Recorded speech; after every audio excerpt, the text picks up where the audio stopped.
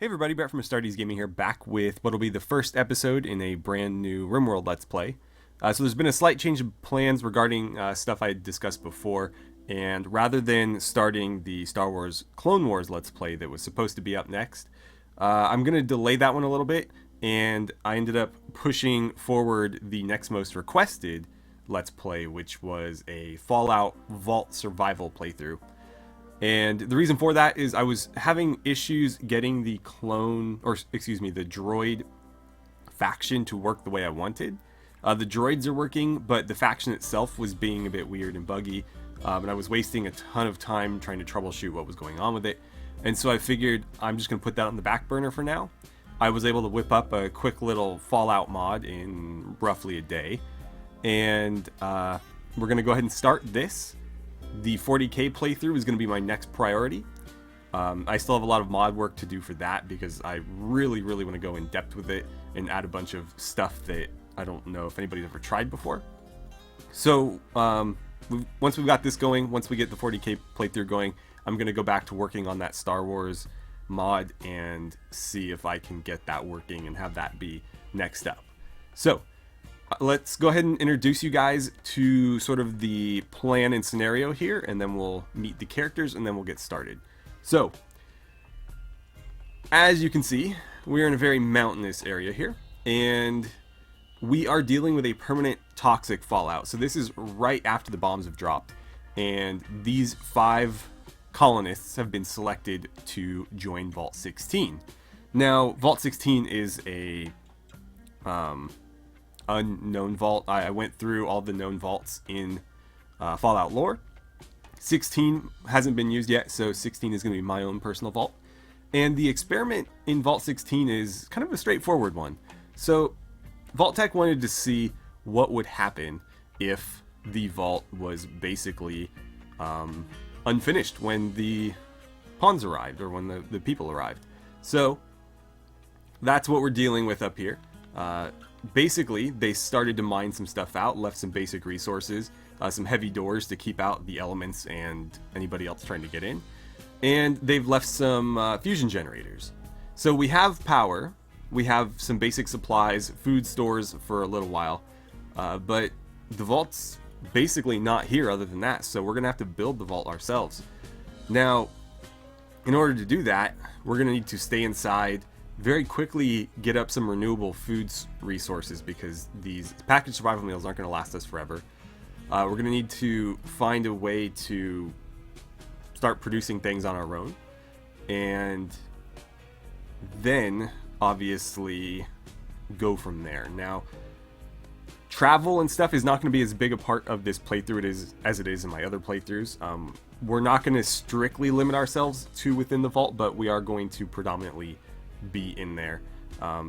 It'll be pretty rare that we leave it. Mostly we'll be grabbing other resources on this map. We may occasionally go do missions on the world map, but we're in a pretty remote area, so that is going to be fairly limited. And the toxic fallout is A, permanent, and B, global, so we'll be dealing with that constantly. So if we do want to travel, we're first going to have to find a way to deal with that, so our people don't die while they're out and exposed. Okay, so let's meet the characters. The first one up here, I'll just go in this order, is Schmidt. First name Anna, and she is the sort of candidate for overseer, although without any real oversight. We'll see who ends up filling that role. So, she hates cooking. By the way, I'm running the mod just like in our Jurassic RimWorld Let's Play, where pawns aren't incapable of anything, but they do have hated work types to basically replace that. And if you have them do something they hate, they will take pretty severe mood penalties for it. And they'll also be really bad at it. Just a little bit more realistic way to handle that. So she hates cooking, which is fine. We'll have somebody else do the cooking. She's a hard worker, an undergrounder, which is basically the trait I'm using to fill in for like Vault Dweller, because they're never going to see the outside. So I don't know that we would be able to survived this playthrough without that trait, at least on our starters. And she's a fast walker. She gets around pretty quick. So before the bombs dropped, she was a counselor, and that's why she was chosen for overseer. She's very strong in social skill. She's a bit artistic and intellectual as well, and she likes plants and animals. Not much for combat, but she can hold a gun and fire it, so in a pinch, she might put that 10mm pistol to work. And she can help us build and mine a little bit. So that's our first character, Anna. Moving on, we have Pearl, Maggie Pearl Gray. She is iron-willed, also an undergrounder with a great memory. And before the bomb dropped, she was a doctor. So again, not much of a fighter, not much for working with her hands, doing blue-collar stuff, but she can help out. Likes cooking a little bit, likes plants, but again, she's really going to shine in terms of medical skills. She's going to be our doctor here as well. She's also very sociable, and being a doctor, she does have some interest in intellectual pursuits. She is married to Perkin, our third pawn, and he is our engineer. So he's also iron-willed, undergrounder, and a hard worker. So he gets things done. He's all about building and mining, is okay at crafting with a little bit of passion for it, and he's pretty sociable as well. Again, not much of a fighter, but can serve in a pinch. And then Grim, our fourth character, is the true fighter. So he was a Marine before the bombs dropped. He's got a little bit of bloodlust. He does not mind seeing gore and bodies, and so he will be our primary defender and security guard of the base. He's also an undergrounder, and he's pretty resilient. He doesn't get sick very easily. When he does, he overcomes it pretty quickly. He and I don't recall if was it Perkin? No, Perkin's also got a 10mm. Yeah, all three of them have 10mm pistols. Grim over here has a laser rifle. So if I draft him, you'll be able to see that there. Tadashi, has one as well, but we'll get to him later. So he prefers ranged combat, shooting his guns and whatnot, but is pretty solid in melee combat as well, and does have a little bit of passion for it. He likes building, isn't super familiar with it though, so he'll need some practice before he becomes really, really good.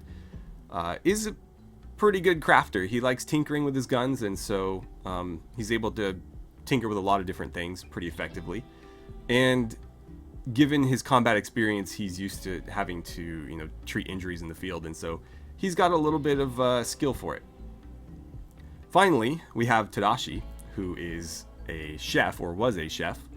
He really likes cooking, and he's really good at it. He's also kind of fond of combat, although he doesn't have a lot of experience in it. He's a gourmand, so he just really enjoys food, which can be detrimental at times. He may overeat, or just kind of go on a food binge, which could be a real problem in a survival situation. He's also an undergrounder, and he's kind of creepy. He breathes through his mouth very loudly and kind of puts people off. So he's not the most popular guy around here, although he is the one keeping us fed, so maybe he should be. Besides fighting and cooking, he's also somewhat fond of plants, growing his own herbs and spices and whatnot. Animals, he is okay with them, but isn't particularly fond of them. And then he's decent at crafting as well.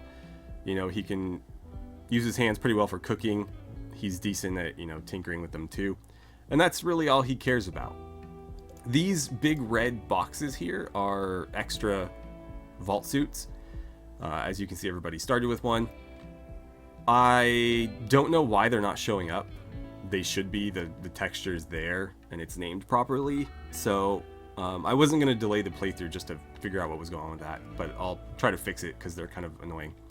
But yeah, I've made a variety of Fallout weapons. I haven't done everything I've wanted to do yet, but I've done quite a bit of them. I also might need to resize them. This looks a bit small.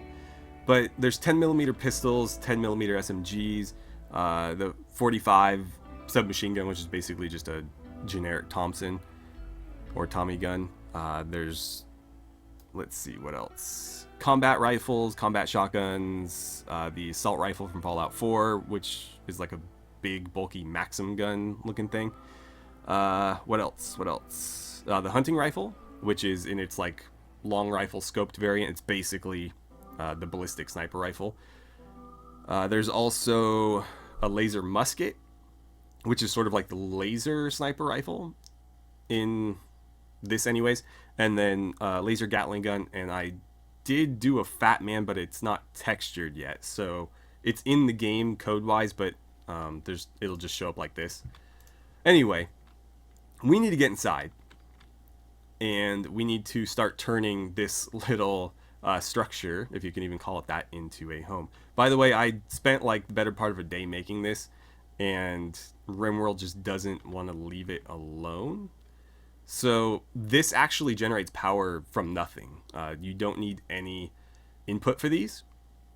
They're very expensive though. They're several hundred steel and at least 100 uranium plus like 20 components. So it'll be a while before we're able to make one of these ourselves, but we have a few to start with. And the reason I did that is because I want as little exposure to the outdoors as possible. Initially, when I was thinking up this challenge or playthrough, whatever you want to call it, I was going to completely restrict us to inside, but I felt like that might get a little bit old after a while, and so I didn't want to do that entirely. But I did want that to be the primary focus. And so most of the power generation options in RimWorld, we don't have access to all of them right now. In fact, we have access to very few. But most of them require either an input of resources, which we don't really have and could be hard pressed to find, or they need to be outdoors in some shape or form, either exposed to wind or exposed to light. And I didn't feel like that went along with Fallout very well. In every game, if you go into the vaults within them, the power generation sources are always fusion based, and they're always inside the vault so that they're protected. They don't have, I mean, they might have additional solar panels or something outside, but that's never the primary. Actually, I can't think of any example. The power sources are always inside the vault so that they're protected. And there was really no way to do that in RimWorld without creating something new. So here they are. I tried my best to make them look like the fusion generators in Fallout 4, but RimWorld is stretching the textures in a weird way because I wanted them to be a 3x1 structure that looked taller than a 3x1 workbench. But the way RimWorld works is, if you've seen like a 3x1 workbench, like let's just grab one for example, like the butcher's table. The little red rectangle there is the only space allowed to actually be textured. So what I tried to do was basically make the bottom half of this the 3x1, and then this was basically just floating, so it looked taller than one of these. Unfortunately, RimWorld won't let you do that. And so that's why they don't fill up this whole space and they look a little bit compressed.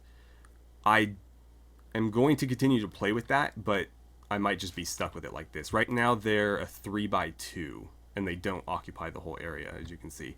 So it's a little bit weird, but it is what it is for now. Okay, so let's get them inside. That's going to be very important. First, I guess we should set up a stockpile zone. So let's just turn that into a stockpile right there,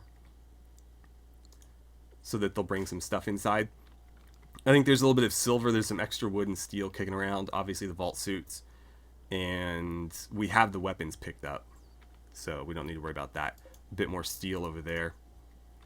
But we want to get everything indoors, we want to be outside as little as possible, and we need to start figuring some stuff out. So I'm going to go ahead and order some mining as well. Let's start digging out another hallway there. There's also a bit of steel in there, so we'll try to get that. And then we're going to need a room to throw down a research bench. And we're also going to need to... Let's see, do I have access to this yet? Floors, more floors. Terraform.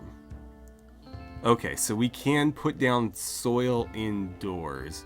We're going to need to do that because we don't have access to hydroponics. Just going to go build the roof. Yeah, get inside, guys. Oh, sorry, Grim. my bad. So yeah, we'll need to do that for now. Let's just throw some sleeping spots down. I guess we'll put them in, it's probably safer to do it in here. So we'll do 1, 2, 3, and then we'll do a double spot for the married couple. By the way, I was going to try to do a traditional like vault door, but as far as I can tell, there's no way to do it in RimWorld because they won't. Actually, here they need some recreation, so let's give them a steel horseshoe pin. But the doors open symmetrically. I can't force it to open to one side, and so if I made like a traditional vault entrance with like the big gear door that rolls out of the way, it would basically just have to split like a regular door like these. So I might continue to mess with that. I might not. Oh, I should have. Let's see. Hold on here. That is going to be... yeah. So clear all. Preferred. And I want... let's see. Packaged survival meals there. No packaged survival meals here, please. Just say no food there. That's probably easier. Yeah. Leave it there. And, okay, you're gonna go grab some components. Yeah, just please keep your exposure to a minimum. You should also not be running away from enemies. Right, you guys are being real slow. Oh, I need to set my assignments, of course.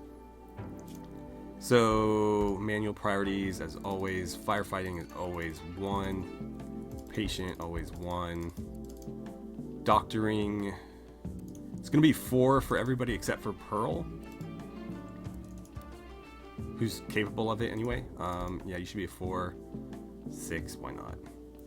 I like 4 because they won't do it pretty much at all, but I can still manually prioritize it, whereas if I leave it empty, then I can't do that. But at the lowest priority, they're never going to actually do it unless I tell them to. Maintain VATs. Right. Put that at 2. And I'm going to put that at 4. Sure. Bed rest is going to be 2. Basic. That should be 1. Flicking switches needs to be top priority. Releasing prisoners should be up there as well. Okay, so let's see. I think Schmidt is going to be our primary warden. I'll leave them on it though. Same goes for jailer. Animal handling 3 is fine. We'll put you at 4, but I don't really intend to do any of that. Negotiating. Yeah, that'll be your job as well. You're the primary cook. Hunting. Probably not going to be doing a lot of that. Because again, that forces us to go outside. Really don't want to be doing any venturing outdoors. Okay, so we'll do something like that there for growing. Let's see, we have a 9. I'll put that at 2. And Pearl, you're also going to be at 2. Plant cutting, same deal. For crafting, that's going to be mostly Grimm's thing, I think. I'll bring that down to a 4. Going to be 2s there. Schmidt, that's fine leaving art at 3. These can all go down to 4. And then research is going to be, let's see, Schmidt or Pearl. Let's go with Pearl.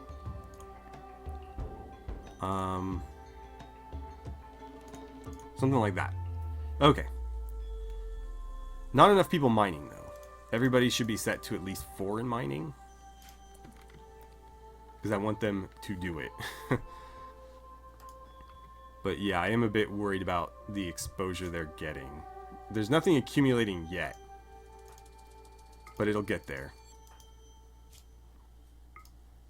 Ooh, I forgot to give myself some medicine. This is going to be interesting. We'll have to grow some. If they would help perk and mine, we could get a little room dug out here. But yeah, I think that route is better than trying for hydroponics research, just because with hydroponics we're going to need even more power. If we build like a greenhouse with just soil on the ground, then all I really need to power and worry about is the why am I going to there? Is the sun lamp, which is expensive, but still very, very necessary, and so it's just something that we're going to have to deal with. Okay, good. They're helping out now. So we'll get some mining done. Pearl, you're still hauling wood. Okay, just make it quick. Is anybody developing any health conditions? Not yet. So it looks like we can be out there for a decent amount of time without any negative effects. We just don't want to chance it because there's not a whole lot we can do about it when that happens.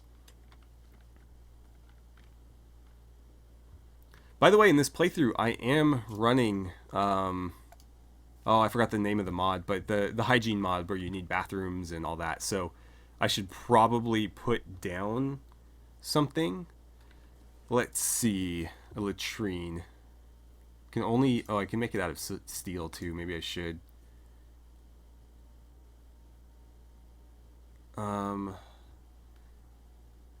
Let's see, burn pit.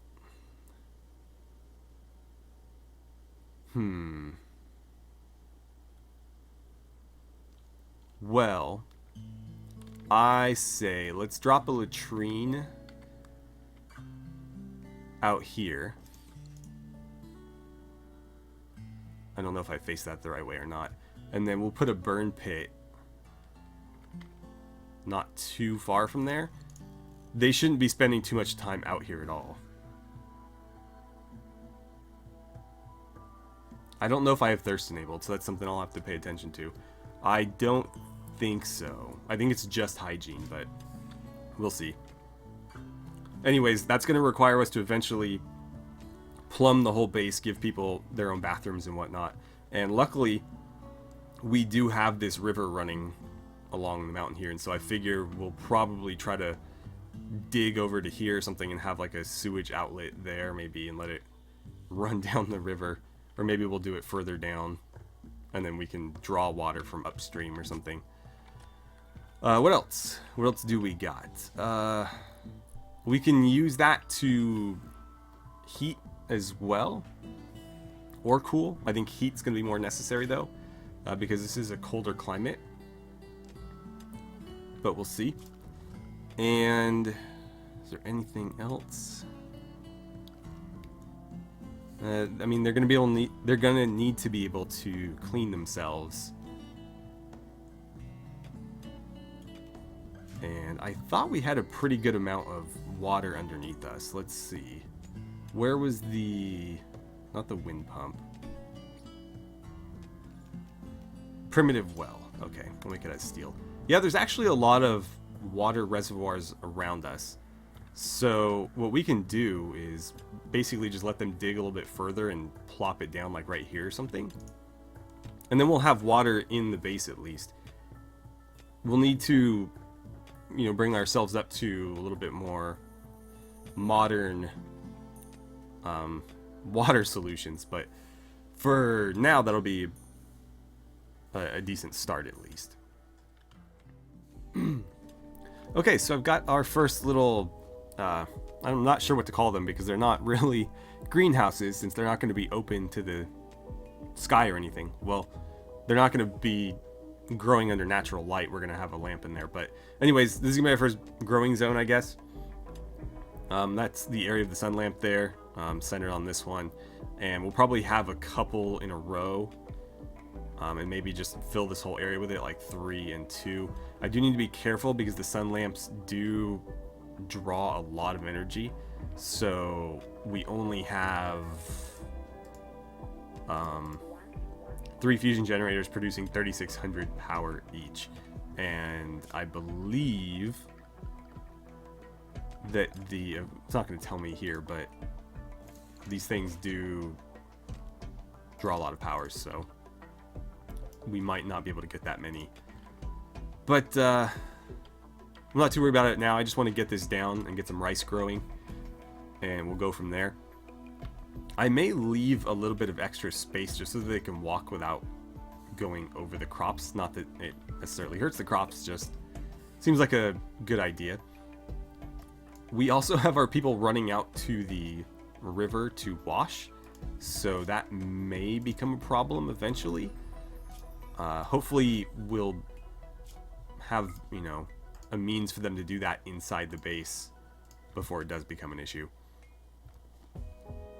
I'm also looking forward to getting to test out these weapons. I did test fire them before I started the playthrough, so I know that they work, but I haven't used them in actual combat yet, so I want to see how they function. Pretty excited for that. If you want to see one of them in action, let's grab Grim. Grim, let us see your laser rifle go. Here, come out here and shoot this little thing. So it shoots pretty fast. It's like a 3-shot burst. I don't know why it's coming from behind him, though. I'll have to iron that out. But it does decent damage. The Gatling laser is just insane. I'm pretty sure that, like, one of those little rock outcroppings like that, I think a Gatling laser can destroy it in one hit. So pretty damn effective. Let's see. Let's get back to Hygiene real quick. And okay, so I'm going to dig out a little bit of space there as well. So just mine like that. And we're going to turn that into a little spot for our well. At least a temporary one. But with everybody mining, we're actually making some decent progress. I'm sure it's not that interesting to watch, but we're just trying to survive here. And we're going to be doing a lot of mining, because that's the only way we have to expand. Is that more steel? Let's unforbid that. There are a lot of geothermal vents on this map. I don't know how many we'll be able to take advantage of, just because they are pretty far out there. There's also a lot of insect hives. There's at least 3. There's this one, which is a little bit more numerous than that one. And then there's one over here as well. Is that it? Yeah, I think that's it. So we'll see what happens with those. Generally, what ends up happening to me most often is that a raid will aggro these, and then I'll end up having to kill whatever survives that interaction. But we'll see. I don't know if they're taking any damage from the fallout. It doesn't look like it. No idea. We'll see. They are in a cave though, so maybe they're protected, but the cave is technically outdoors. So who knows? We're almost there. Cool. We're going to be spending some of our precious, precious wood to lay down soil in here.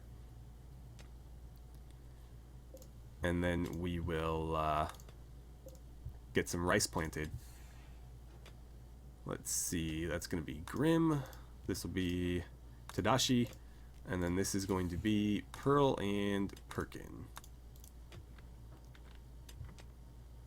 I wasn't going to bother with that, but I was fairly confident that somebody was going to steal the double sleeping spot, even though they're sleeping alone, so just make sure that doesn't happen. Okay, so they're running back out here to wash. Let's go ahead and throw down that well, since they got that area mined out. We want a steel well. Let's put it, just drop it there for now. Can they wash with this? Yeah, so they can drink and wash from this. That should be pretty much exactly what we need. Let's speed things up a little bit. I probably should have done that a while ago. But that should keep them from running out there to wash. They should be able to do it here. I don't think they're drinking. Again, I'm pretty sure I don't have that on, but just in case, they'll be able to do that here as well. And eventually we'll be able to come up with, again, a better solution for this. I think we can even extract water out of the ground. So we don't need to necessarily even have like water input here. We will need some outlet for the sewage, so I think this is a pretty good solution for that. But in terms of drawing water, yeah. Accesses groundwater, which can be pumped by water pumps. So yeah, I can drop this in the base. Does it have to be outside? Strange. Or does it just need a big open area? If it's drawing from underground, why does it need to be in such a big area? Strange. I'll figure it out. I've never used this mod before, but I've seen other people use it, so I'll just have to go back and watch those videos and you know, see exactly how I want to do these things. Because it would be really nice to be able to keep all of this indoors and just have the one outlet. Or we might need more than one outlet, but just have the outlets outside, everything else you know, contained inside. But I don't know how viable that'll be.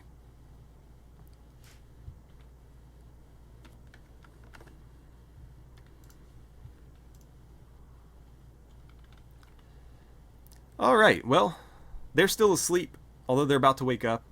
And we've hit the 35-minute mark, at least in my raw footage. It might be a little bit shorter than that for you guys.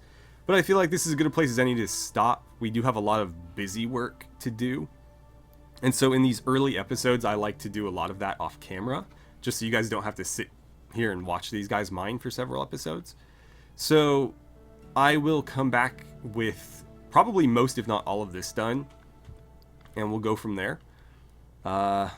Feel free to suggest a direction for us to head moving forward, because obviously, aside from getting food set up, there's a lot of other things we need to do. I need to plan a layout for this vault. This is the entrance. We'll need to fortify it a bit. But what I'm thinking is having sort of like a main mess hall right here, surrounding it with sort of like the living areas. We'll put like a hospital type thing off to one side. We'll need production facilities and stuff. So feel free to feel free to suggest rooms and functions for them, directions for us to head next, what our first research should be once we have research up and running. And if you are familiar with the Hygiene mod and know of a way to do sort of like a completely enclosed indoor system, feel free to fill me in on that as well. But otherwise, thank you guys so much for watching. I'm really looking forward to this new playthrough. Again, I was pretty excited for the Star Wars one, because nobody that I'm aware of even has a Clone War mod, let alone has done anything with it. And so that would have been a first. It's going to take me a little longer to get it working, but I will get it working eventually. For now, we'll be doing Fallout, which I know was also very highly requested, so I'm sure plenty of you are excited about that. Next up will be 40K, and then that'll be our 3 RimWorld playthroughs for the foreseeable future. So Jurassic, RimWorld, this Fallout playthrough, and then the Warhammer 40K one. Whichever one ends first, that'll get replaced with probably the Star Wars one, and I've got a few other ideas of where to go from there. But there should be plenty of new content coming to the channel. I'm going to bring back some Warband Let's Plays as well, now that I have a little bit more free time. So look forward to lots of videos in the future.